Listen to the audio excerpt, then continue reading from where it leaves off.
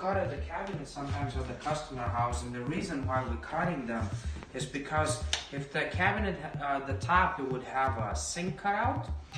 We start the sink cutout at 4 inches, including the overhang. So those lines would represent where the sink it's going to be stuck. At the time we're cutting the cabinets, we will not gonna damage them. We just have to take the structural board because otherwise the sink is just not gonna fit. Talking about the dishwashers, a lot of customers are asking how we install the dishwashers.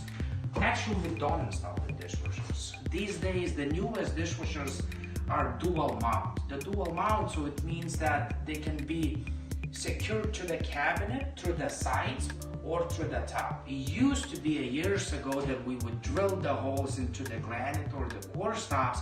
Not anymore. We use the dishwasher bracket, and that's what the customer gets with the top for no extra charges.